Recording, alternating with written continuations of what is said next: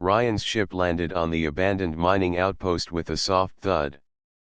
The place looked empty, covered in dust and silence. Old towers leaned at odd angles, and broken lights flickered faintly like dying stars. Ryan stepped out of his ship with careful steps, holding a small scanner in his hand. He was a trader and sometimes a wanderer, and this place was only a stop to check for spare parts. The outpost felt dead. No voices, no engines, not even the hum of machines. Only the wind carried a hollow sound through metal corridors. Ryan frowned. He had traveled across many forgotten stations, but something about this one felt different, almost watched. He walked slowly through a narrow hallway, boots pressing against the dusty floor. Then he heard it. A faint sound, like a shuffle, quick and nervous. Ryan stopped and looked around. The sound came again, from the corner of a collapsed storage room. He tightened his grip on the scanner, ready to defend himself if needed. From the shadows, a small figure stepped out. At first, Ryan thought it was a child, but then he saw the alien features. Large glowing eyes looked up at him, thin arms clutched against a frail body. Her skin had a faint silver tone, as if dusted with starlight, but she was weak, almost trembling where she stood. "Stay back," Ryan said gently, lowering the scanner to show he meant no harm. The little alien shook her head. Her voice was soft, carrying both fear and determination. "I can polish your boots, human. I can clean. I can work. Just, feed me until you are full." Ryan blinked. He had expected fear, maybe a plea for help, but not this. The girl spoke with strange dignity, even as hunger clearly burned in her eyes. Her clothes were torn, and her hands were rough, but she stood straight, trying not to look weak. "What's your name?" Ryan asked. "Luma," she whispered, her glowing eyes never leaving him. "I serve. You eat. That is the trade." Ryan felt a tug in his chest.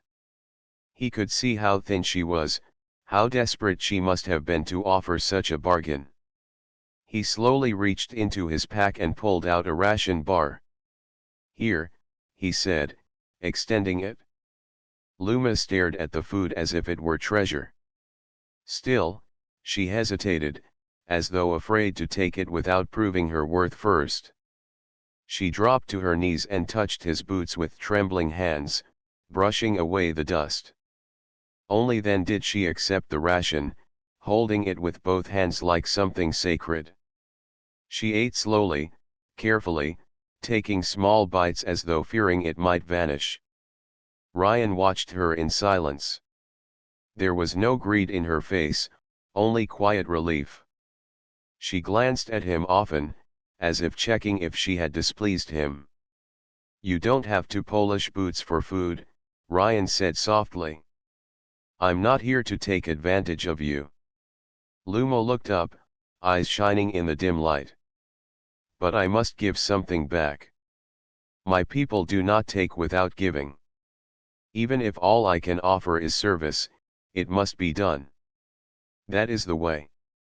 Her words carried a weight that made Ryan pause. She was not just a hungry child. She carried tradition, a code that kept her standing even in her weakest state. "Do you live here alone?" he asked. She nodded. "The others left long ago. Some died. Some were taken. I stayed because I could not leave.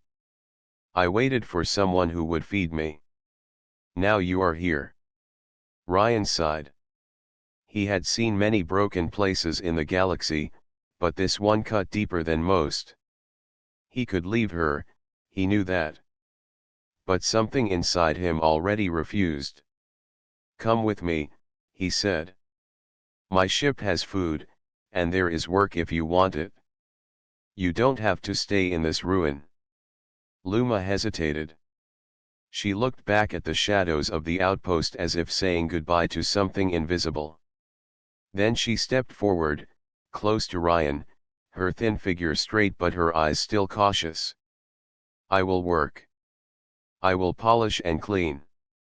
You will feed me until you are full," she said again, as though repeating a sacred vow. Ryan nodded, though in his heart he knew he wanted more for her than that. He turned and led her toward the ship.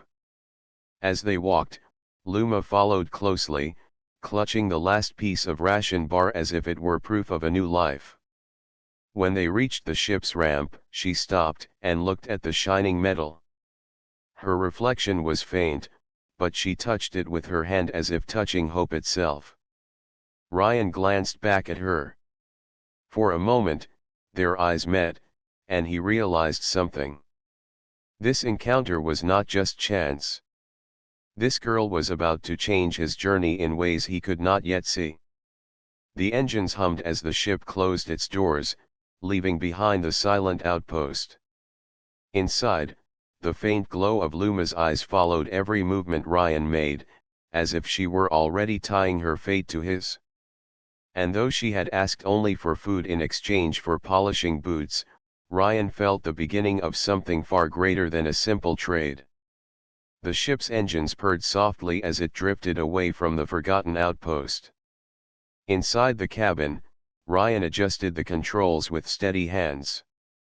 Luma sat quietly on the floor near the wall, holding her knees close to her chest. Her glowing eyes studied everything: the hum of the machines, the blinking lights, even the way Ryan moved. She had eaten half a meal already, but her posture stayed tense, as if afraid the kindness would vanish. She watched Ryan with care, waiting for him to give some order or demand. "You don't have to sit on the floor," Ryan said after a while. He pointed to the co-pilot's chair. "Come here. It's more comfortable." Luma hesitated, her small fingers pressing into her knees. "That seat is for someone important." "I am not important. I serve." Ryan sighed. "You're not my servant. You don't need to prove anything." Her eyes narrowed slightly, and her voice grew firm. "If I take food, I must give back. This is my way. I can polish, I can clean, I can fix simple things. If you do not let me work, then I am nothing." The words struck him. She was not begging, not asking for pity. She was bargaining with pride, offering what she had. Ryan leaned back in his chair and nodded slowly. "All right. You can help. But not because you owe me. Just because you want to." Luma tilted her head, as if testing his honesty. Then she stood and walked carefully across the floor. She touched the edge of the chair, but did not sit. Instead, she glanced down at Ryan's boots. Dust from the outpost still clung to the leather. Without asking, she bent down and rubbed the dust away with her sleeve until they shone faintly. "There," she said softly. "Now the boots are clean. Food is earned." Ryan almost smiled, though sadness mixed with the feeling. "You don't need to measure worth in every bite," he said. "But I will," she answered. For the next few hours, the ship traveled through quiet space. Luma explored carefully, always asking before touching. She picked up small tools and put them back in order, humming a low tune that echoed in the cabin. She found cloth and wiped surfaces until they gleamed. She carried herself with discipline, like one practicing a ritual. Ryan noticed how serious she became with even the simplest task. Cleaning a panel, arranging supplies, folding cloth, each action was done as if it carried deep meaning. He wondered what kind of life had shaped her this way. Later, while Ryan checked the navigation system, Luma stood by the window. Stars stretched across the black like endless rivers of light. Her eyes reflected them, glowing brighter than before. "Why do you polish boots?" Ryan asked after a while. "Why is that important to you?" Luma turned her gaze toward him. "On my world, before the hunger came, polishing boots was a task of service. It meant respect. To clean the dust of the road was to honor the one who carried you forward. When I was small, my mother told me this: if you polish boots with care, you show your heart." Ryan listened in silence. The way she spoke carried both pride and sorrow. "My mother died when the famine spread," she continued quietly. "I remembered her words. So when I was alone, I kept this vow. If I met someone who gave me food, I would polish their boots. It was not shame. It was survival with dignity." Her voice broke slightly at the end, though she straightened her back and kept her chin high. Ryan felt something heavy in his chest. He had seen hunger before on distant colonies, but never tied to such strong tradition. To her, every meal was not just survival, it was a bond, a contract of spirit. He stood and walked to the storage locker. Pulling out a blanket, he handed it to her. "Here. For the night. The floor is cold." Luma accepted it with careful hands. "I will polish again tomorrow," she said, as though reminding him she would continue her vow. "You don't have to," Ryan replied. "I will," she insisted gently, her glowing eyes fixed on him. That night, as the ship drifted through calm space, Ryan lay in his bunk thinking of her words. He had traveled alone for many years, never staying long in one place, never allowing ties to hold him. Yet this small figure, this girl with glowing eyes and fierce dignity, was already carving a place in his journey. Luma lay curled in the blanket on the floor, her breath slow and steady. One hand still rested on her chest, clutching the memory of food she had eaten. The other hand touched the edge of Ryan's boot as if to guard the vow she had spoken. Ryan closed his eyes but could not sleep easily. Something had begun. Something that would not let him go. And though she thought herself only a servant paying for bread, he felt she was more. She was a story waiting to be told, and somehow, he had become part of it. The ship drifted through the endless dark of space, its engines steady and calm.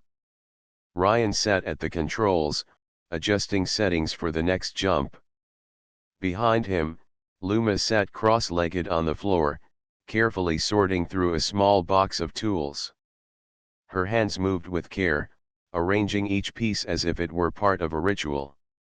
She had eaten again, this time with less hesitation. Still, her eyes never left Ryan when he placed food in front of her. It was as if every meal carried a question she could not ask aloud. "Why do you look at me like that?" Ryan asked at last, turning his head slightly. Luma blinked slowly.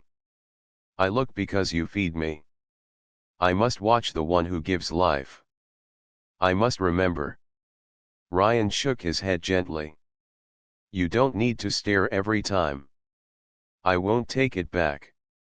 "I know," she replied softly. "But hunger teaches never to trust food until it is eaten." Her words carried the weight of old wounds.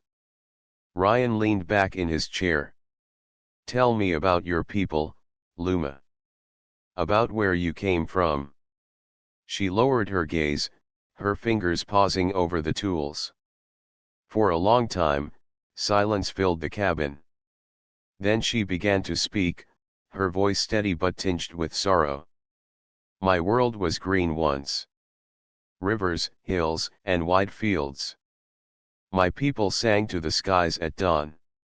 We had harvests, we had festivals. But then the empire came.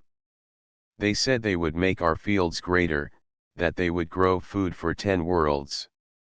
They changed the soil with machines and chemicals. At first, The plants grew tall, too tall. Then the ground turned dry and black. Nothing would grow again. She pressed her small hands together. The hunger came. Families broke. Villages emptied. Some tried to leave, but many ships never returned. I was young, but I remember the silence of empty homes. I remember my mother's voice fading as she told me to live with dignity, even if I begged. She said, "Polish boots if you must, but never bow without pride." Ryan listened closely. Each word painted a picture in his mind. He had seen failed colonies, but never heard it from the lips of someone who lived through it. "What happened to the others?" he asked quietly. "Scattered," she said. "Some joined raiders. Some sold themselves for scraps. Some just lay down and did not rise again. I stayed in the outpost because ships sometimes came. Traders. Drifters. Raiders. I offered my service for food. Most ignored me. Some gave crumbs. Some laughed. But I kept my vow. Work for food. Dignity for survival." Her glowing eyes lifted to meet his. "You are the first who gave much without demanding much. That is why I watch you." Ryan felt his chest tighten. He had thought himself a simple traveler, passing through worlds without ties. Yet here was a girl who treated him as if he were a pillar holding up the sky. "You don't need to keep reminding me about boots," he said. "You don't owe me for every bite." But Luma shook her head. "No. This is my way. If I forget, I lose myself. My people are gone, but the vow remains. As long as I polish, as long as I serve, I remember who I am." Ryan leaned forward, resting his elbows on the console. He wanted to argue, but he saw the steel in her eyes. She was fragile in body, yet unbreakable in spirit. Later that day, while he adjusted wires in the engine bay, Luma appeared beside him carrying a small cloth. Without a word, she wiped the sweat from his hands, then carefully polished the edge of his boots again. Her movements were slow, full of focus, as if she were guarding something sacred. "Why do you hum when you work?" Ryan asked, listening to the low tune she carried. She paused. "It is an old song. My people sang it during planting. It calls for patience, for hope that seeds will grow. When I hum, I feel less empty." Ryan studied her face. "You carry more than hunger, Luma. You carry memory." She gave a small nod. "Hunger takes the body, but memory keeps the soul alive. If memory dies, then I am no different from dust." The silence that followed was heavy, yet not cold. Ryan felt the ship was no longer just a machine carrying him through the stars. With Luma inside, it was becoming something else, a vessel of stories, of vows, of survival. That night, when Luma lay again on the floor with her blanket, she whispered before sleep, "Tomorrow, I will polish again. Tomorrow, I will serve." Ryan turned on his bunk, watching her glowing eyes slowly close. In his heart, he knew her vow was not about polishing boots at all. It was about keeping a piece of her lost world alive. And though she thought herself bound to him by food, Ryan felt it was he who had begun to depend on her. The journey through the star lanes was quiet for several days. Ryan spent most of his time checking the ship's systems, while Luma worked beside him.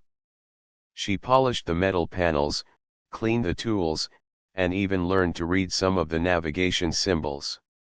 Every task she did carried that same careful focus, as if even the smallest act mattered.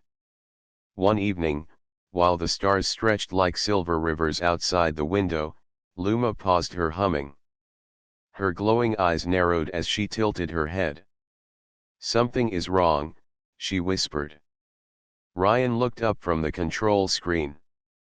"What do you mean?" "I hear something," she said, pointing toward the outer hull.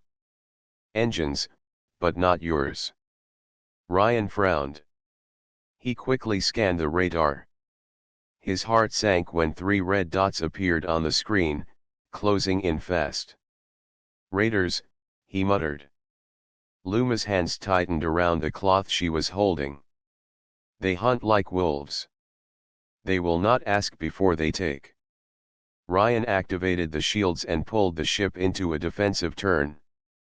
A warning alarm filled the cabin as the raiders drew closer, their ship sleek and sharp like predators.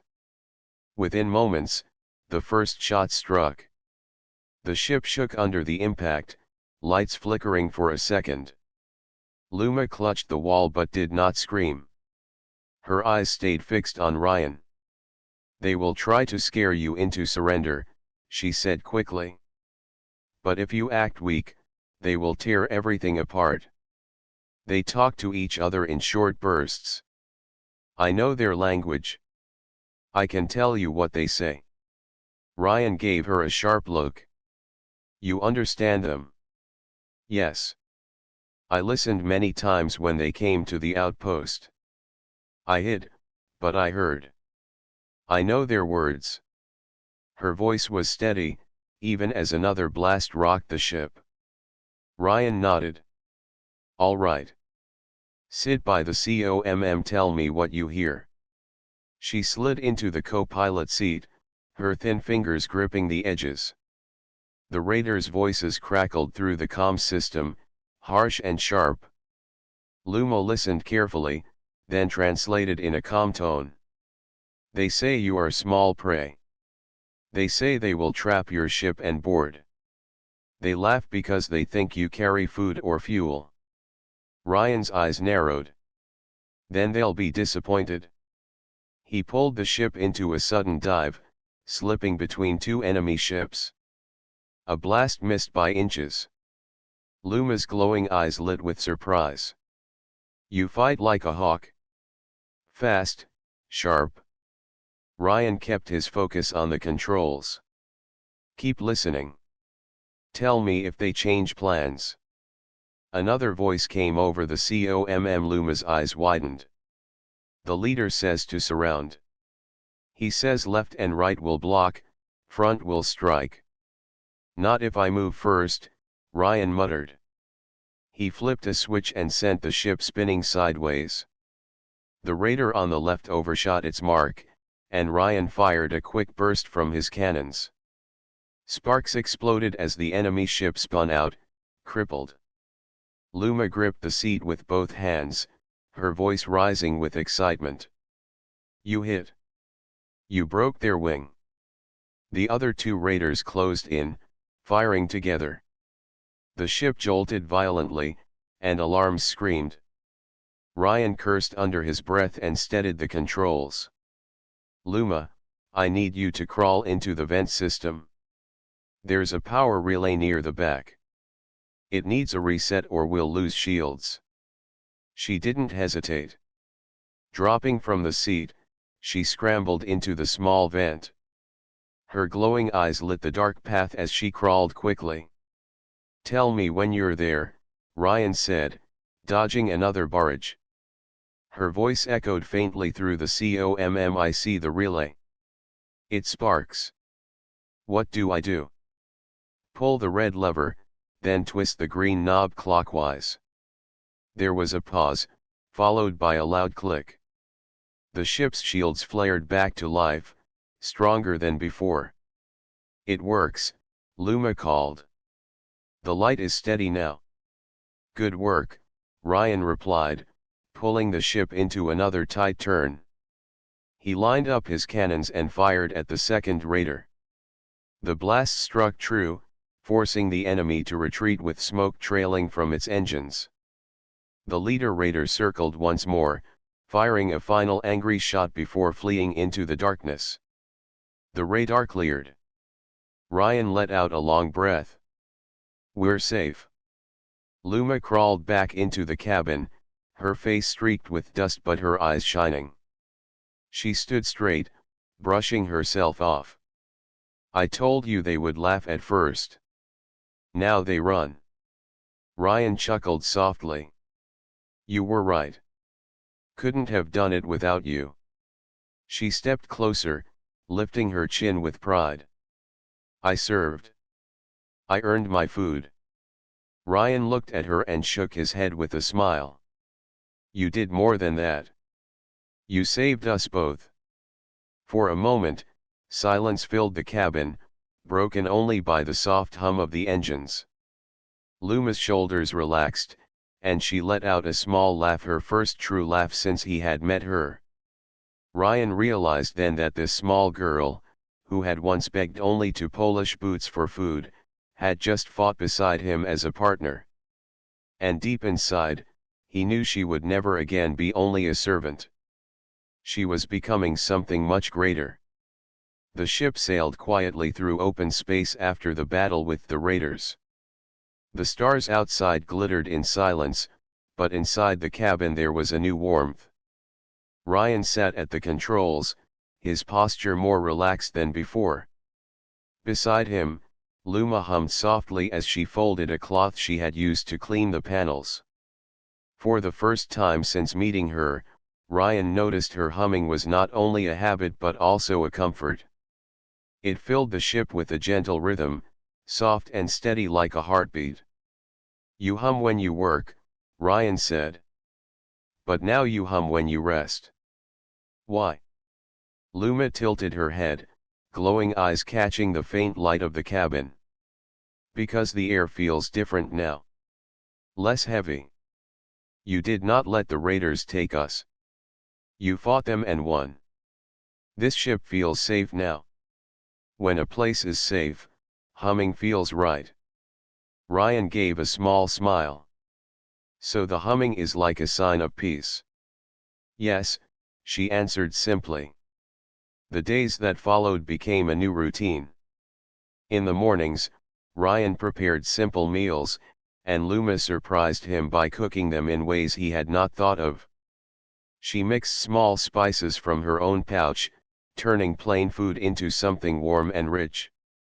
Ryan found himself looking forward to the meals, not just for the taste but for the way Luma's eyes lit with pride when he ate. You could be a cook, he told her one evening, after finishing a dish she had prepared. I could be many things, Luma replied, but food is life. To cook for someone is to guard their strength. That is also service.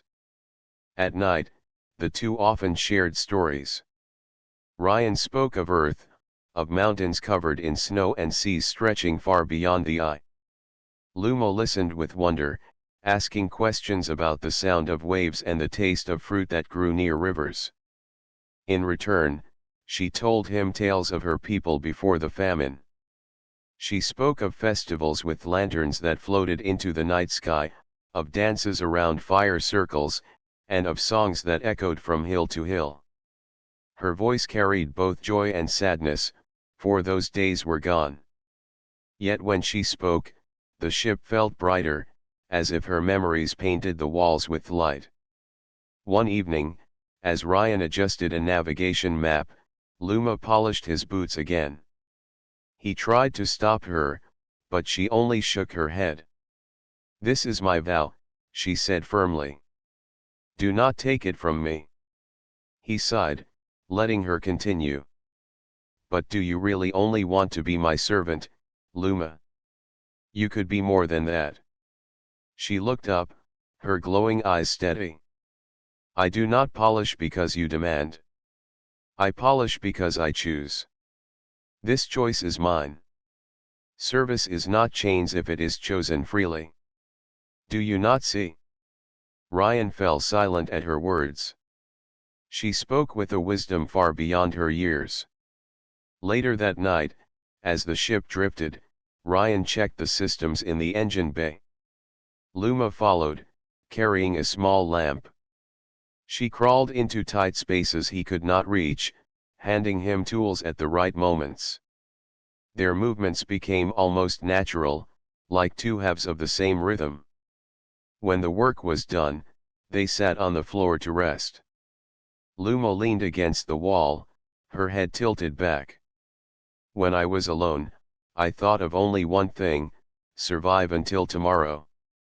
But now, when I sit here, I think of more. I think of where we will go, of what we will see. This is new for me. Ryan looked at her quietly. You have a future now, not just tomorrow.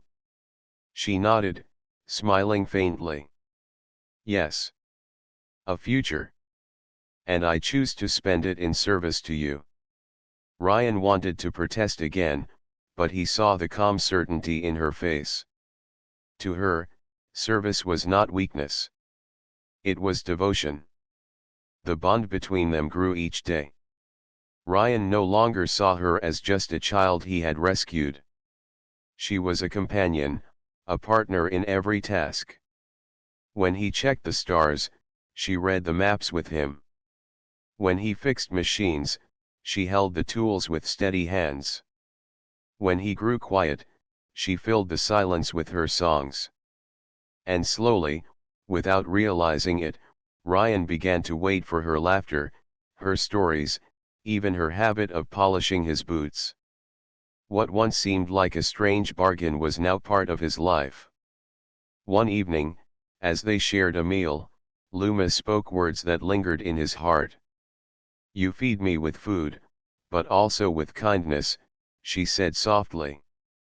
That is why I will always stay. Not because I am bound, but because I choose. Ryan met her gaze. For the first time, he understood her vow was no longer about survival. It was about something deeper, something that tied them together across the stars.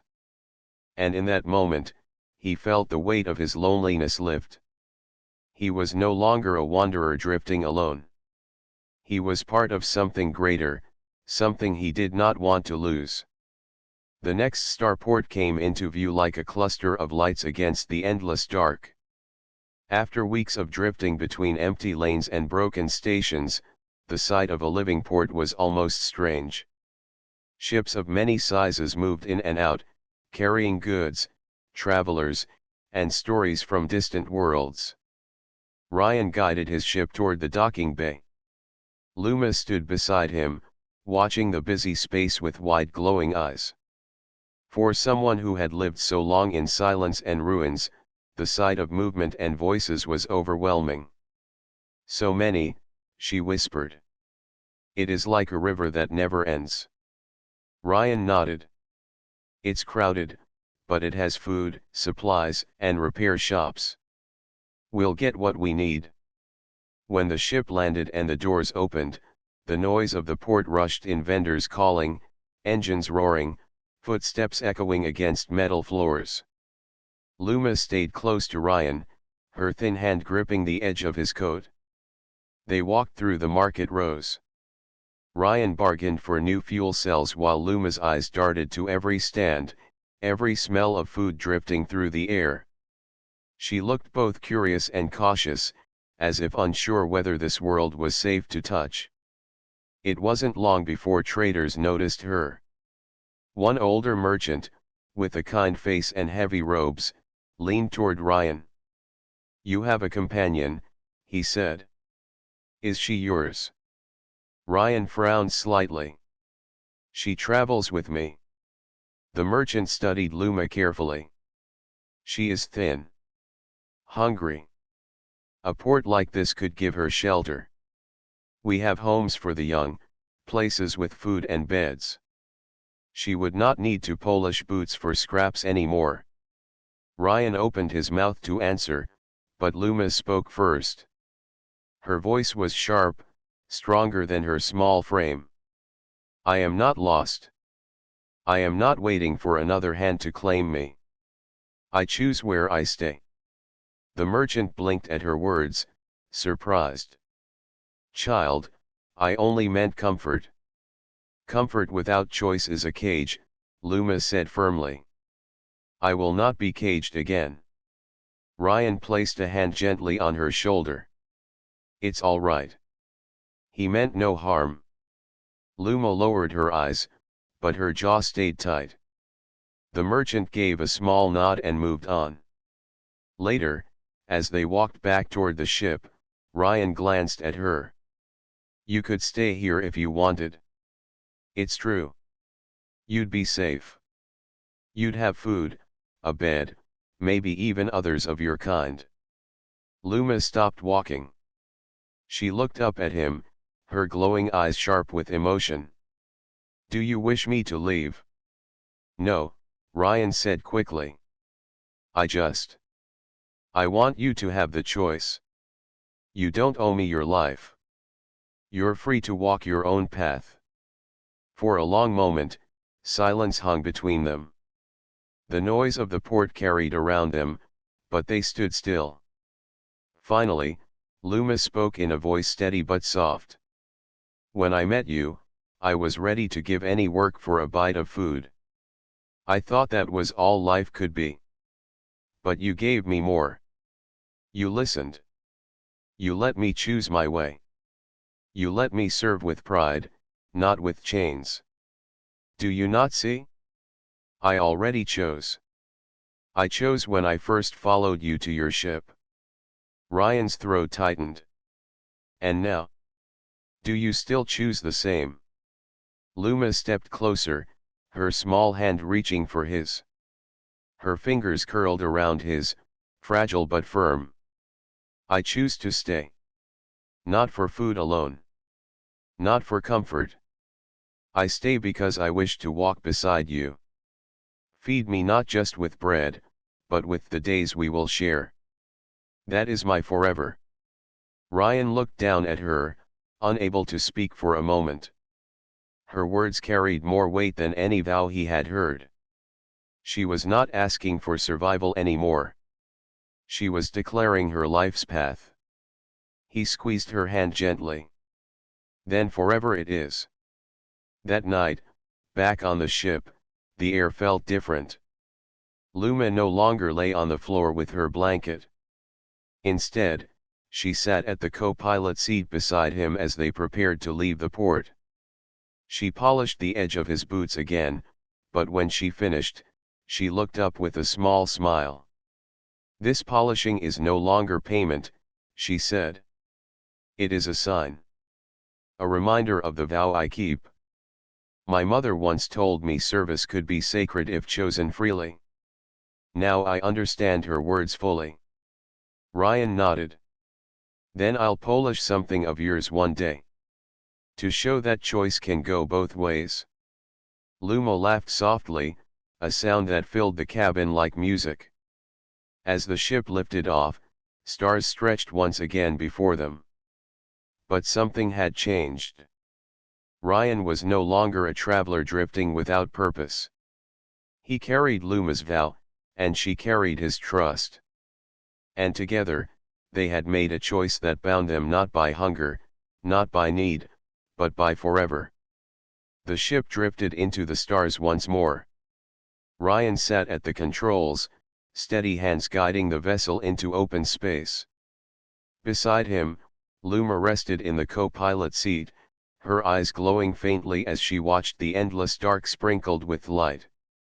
She no longer looked like the frail, hungry creature he had first met. Her face carried calm strength, and though her body was still small, her spirit filled the cabin with quiet power. Days turned into weeks as they traveled. Ryan noticed how much their ship felt different now.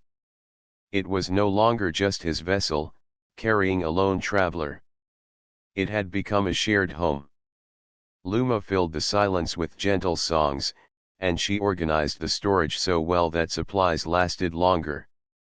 She even painted small patterns on the walls with bright powder from market stalls, giving the cold metal color and warmth.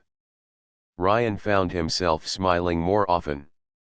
For years, he had been drifting without a plan, fixing ships and selling odd cargo to survive. Now, he had something greater than survival. He had a reason to wake, a reason to fly, and a reason to fight if the stars ever threatened them again. One evening, as the ship floated between silent systems, they picked up a distress signal. It was weak, barely reaching across space. Ryan adjusted the receiver until the voice became clear. "Help, this is cargo vessel Ironwind, attacked, engines failing, crew injured." Ryan looked at Luma. She nodded without hesitation. "We go." They followed the signal to a broken vessel spinning slowly near a dead moon. Parts of its hull were scorched. Ryan guided his ship close and latched onto the docking port. When the doors opened, smoke and dust spilled into the air. Inside, they found the crew, 3 humans and 2 aliens, weak and frightened. Supplies had been stolen by raiders, engines had been burned, and their water tanks were leaking. Ryan and Luma moved quickly. Ryan handled the engines, tools in his hands working with practiced speed, while Luma guided the injured to safety. She spoke softly to calm them, her voice carrying strength beyond her size. When one child among the crew cried from thirst, Luma gave her own flask without hesitation. Hours later, the engines coughed back to life. The crew thanked Ryan with deep respect, but they also looked at Luma with wonder. "Such a small one of the crew whispered, "but her courage is greater than ours." Luma only bowed her head. "I serve those who are in need, for I was once in need myself." When they left the Ironwind behind, Ryan turned to her. "You speak like a leader," he said. Luma tilted her head, puzzled. "I only speak what is true." Ryan smiled. "That is why it feels like leadership. Truth has weight. People hear it."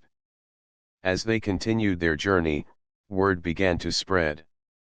Stories of a human traveler and his small glowing companion reached other stations. Some said they were mercenaries who saved ships from raiders. Others called them healers, carrying supplies to forgotten places. Some even whispered they were protectors sent by fate. Ryan laughed when he heard these tales, but Luma shook her head. "Do not laugh. Stories are seeds. They grow in the hearts of those who hear them. If the galaxy believes there is hope, perhaps it will find the courage to change." Their ship became more than a vessel of travel. It became a beacon. They began carrying extra supplies, taking stranded travelers aboard, and guiding lost ships back to safety. Every life they touched added strength to their bond. One quiet night, as stars drifted by like silver dust, Luma sat with Ryan in the mess hall. She placed her hand on his arm. "When I first met you," she said softly, "I asked only for food. I thought that was all a life could be. But you fed me more than bread. You fed me trust. You fed me freedom. And now you feed me with each day we walk together. This is why I vowed forever." Ryan looked into her glowing eyes. "And you fed me too, Luma. You fed me purpose. You turned my drifting into a path. Without you, I would still be wandering with no reason. You gave me something to protect, something to believe in." They sat in silence for a moment, not because words were gone, but because words were no longer needed. The stars outside seemed to bow to their quiet promise. From that day forward, they were no longer seen as traveler and servant. They were spoken of as partners, as family chosen across stars. Ryan was the human who gave food without demand, and Luma was the alien who answered with eternal loyalty. Together, they became a living tale that crossed worlds. And so, the vow made in hunger was carried into eternity. Ryan fed her with more than meals, and Luma returned with more than service. In the end, it was not need that bound them, but love unspoken and loyalty freely given. They had chosen each other, and in that choice, they became forever.